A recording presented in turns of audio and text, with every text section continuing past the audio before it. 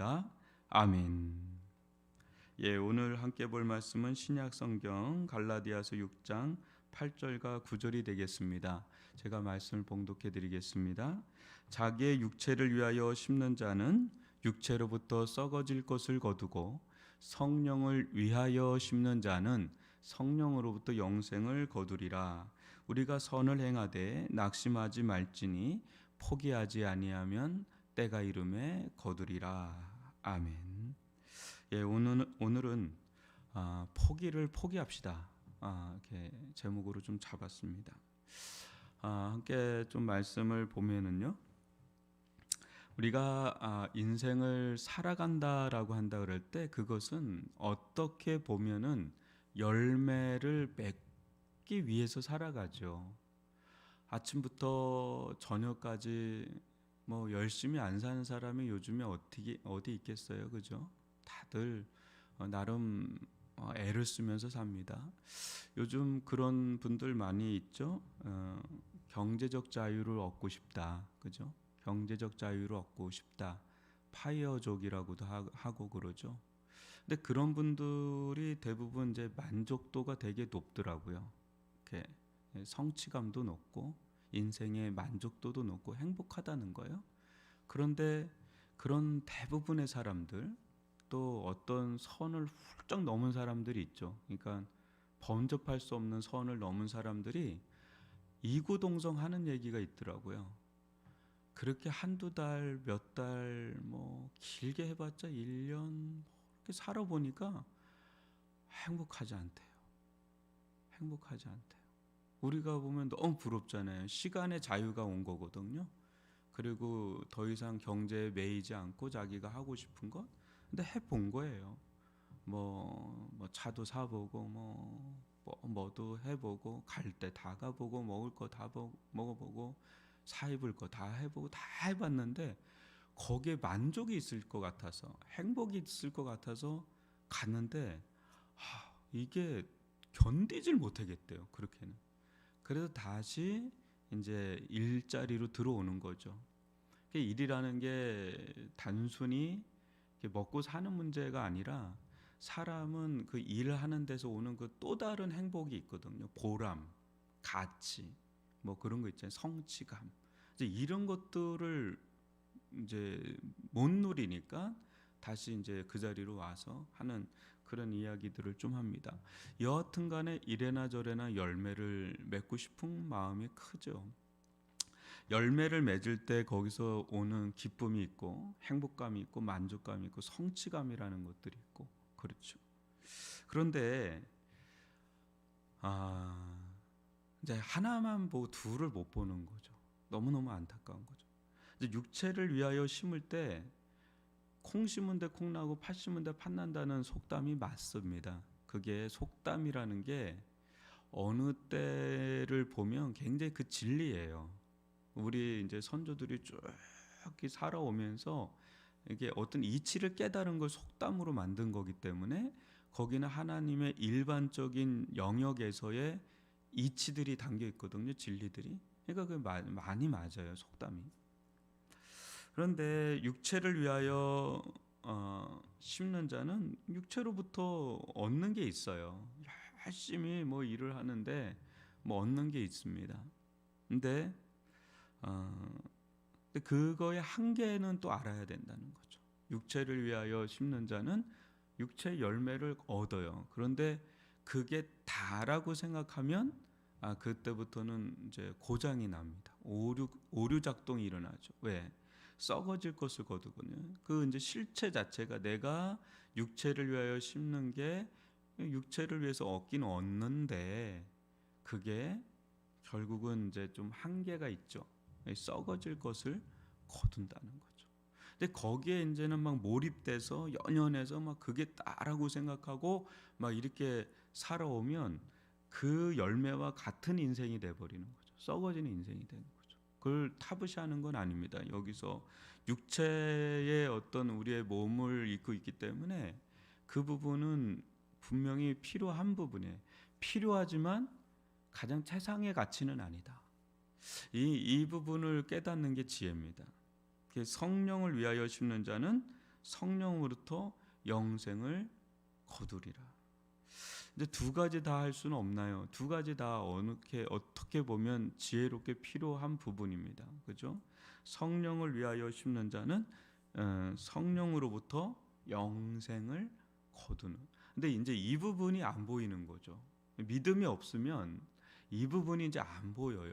그리고 믿음이 있어도 믿음이 약하면 이 부분이 또 잘 안 보여요. 그러니까 이제 안타까운 거죠. 왜냐하면 믿음이 아예 없다면 육체의 길이 열려 있는 자니까 뭐 어쩔 수 없죠.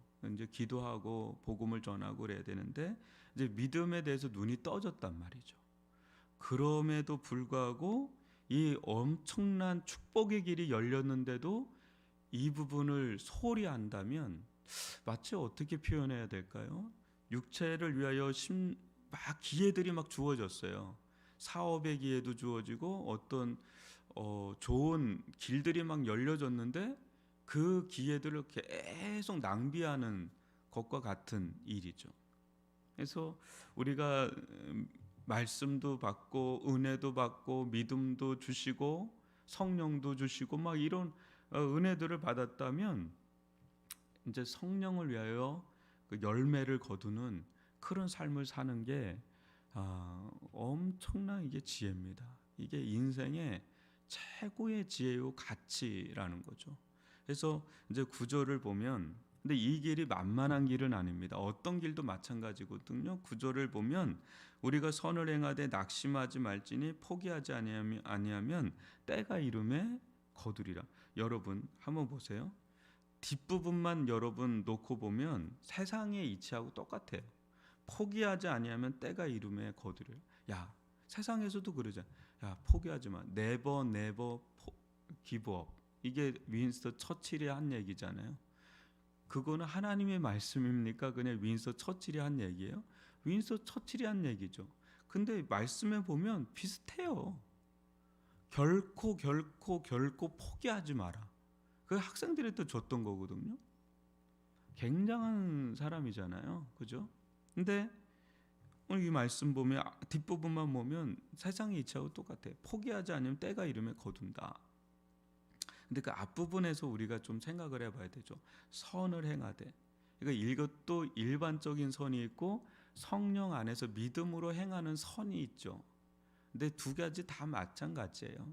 세상에서도 마찬가지고 영적인 영역에서도 마찬가지고 여러분 선을 행하되 낙심하지 마는.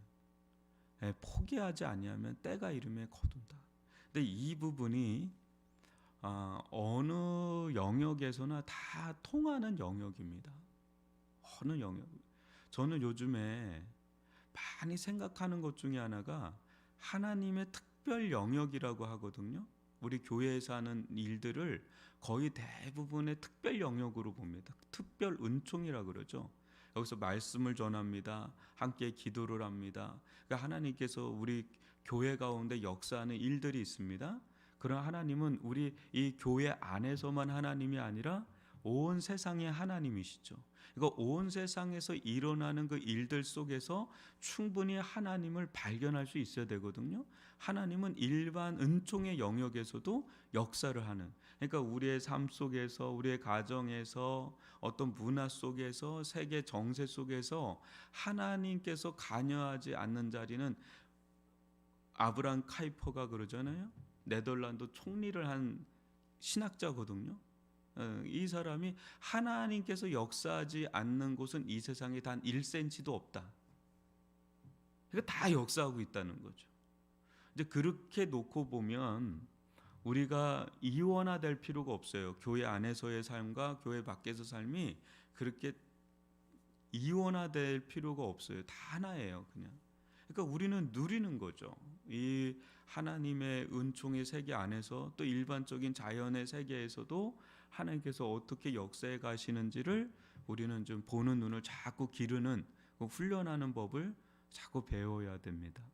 제가 예전에 남아프리카 공화국에 선교를 갔을 때 케이프타운 쪽에 그 선교사님 엄영훈 선교사님 계세요.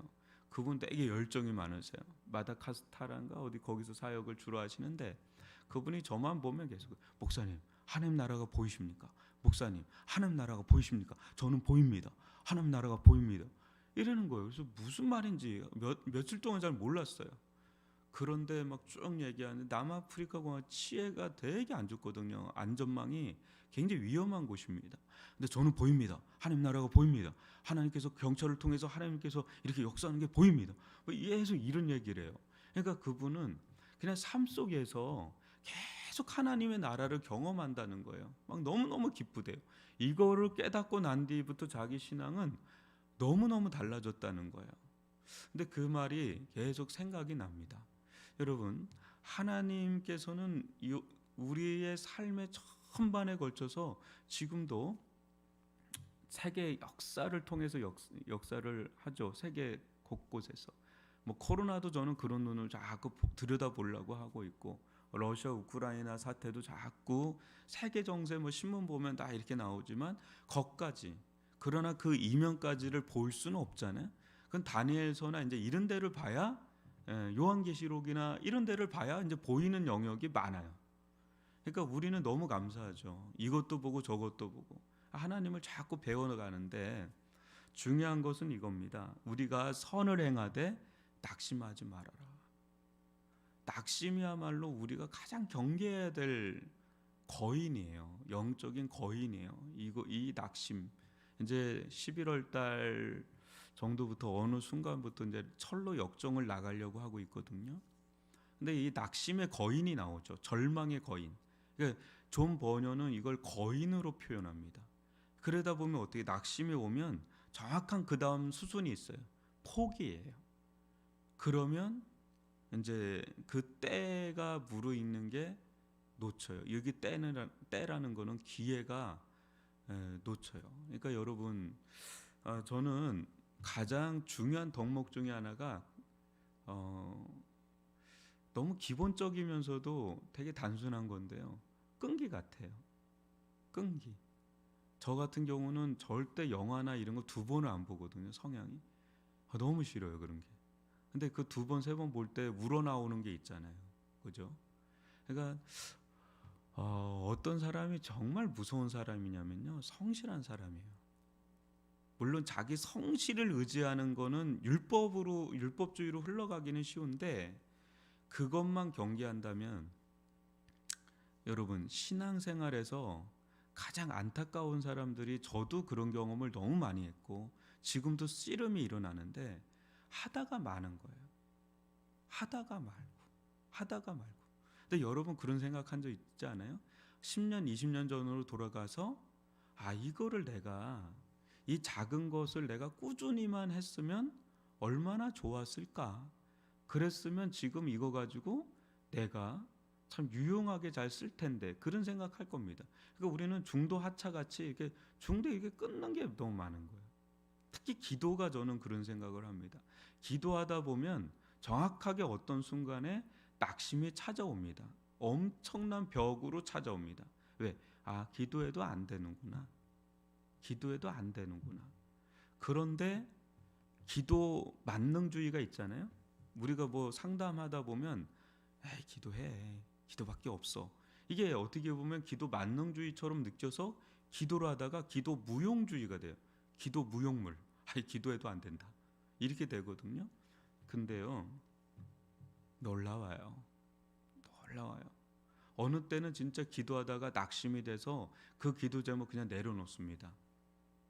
근데 나중에 보면 응답이 돼 있어요. 그래서 깨닫는 거야. 왜 내가 그 선을 자꾸 못 넘을까? 막 그런 거죠. 포기하지 아니하면요, 때가 있어요. 그게 그 임계점이라고 그러죠. 99도까지 안 끌어요. 근데 그 1도라는 거 있잖아요. 그 1도 탁 넘는 순간에 팍팍팍 끓잖아요. 그래서 어떤 사람이 정말 무서운 사람이냐면, 무섭다는 건 나쁜 의미의 무서운 게 아니라 진짜 좋은 의미에서 끈기 있게 그 자리를 지키는 거예요. 끈기 있게. 스스로 절망하지 마세요. 하나님께 삐지지도 말고 스스로 절망하지도 마시고. 하나님 그 심정을 아시거든요. 그 중심을 보는 거예요. 근데 그 중심이 다 드러나는 때가 있어요. 내 한계, 그때 내가 이런 동기로 기도했고 이런 동기로 선을 행했구나. 그게 이제는 그 때를 넘어서면서 다 깨져요. 그게 깨져야 돼. 그게 정말 순전한, 아주 정말 순수하게 겸손하게 정말 하나님을 내가 바라면서, 그러면서 끝까지 믿음으로 기도하면서 또 선을 행하면서 나가잖아요. 그래서 사람이 일단 내가 변해요. 순전해져요. 하나님이 하셔도 감사하고 안 하셔도 저는 이 길 갑니다. 저는 하나님으로 만족하기를 원하니까요 하는 그 순전한 마음의 믿음으로 가는 거죠. 그런 가운데 때가 되면 이제는 하나님이 나의 가장 중심이 되는 거죠. 이게 가장 큰 축복이고요. 하다 보니 그 다음에 하나님으로 말미암아 주어지는 어떤 열매들은 덤이죠. 그게 있어도 감사하고 없어도 하나님으로 인해서 만족하는 그 최고의 영성. 근데 그 길을 가다가 중도 하차하는 경우들이 너무 많아요. 막 화가 나고 원망스럽고 절망스럽고 이거는 해도 안 되고 막 이러면서 거기서 탁 놔버려요. 그래서 여러분 포기하지 마세요. 포기를 포기하세요. 여러분들이 뭔가 하려고 하는 게 있어요. 그게 좋은 것이라면 절대 포기하지 마십시오. 조금이라도 하다가 조금 좀 내려놓더라도 또 하고 하다 보면 때가 이르거든요. 임계점이 되잖아요. 그 때가 이르면 거둬요.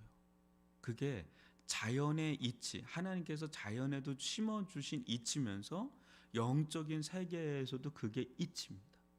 그러니까 끈기 있게 성실하게 끝까지 나가는 거예요. 그게 힘이에요. 그게 힘입니다.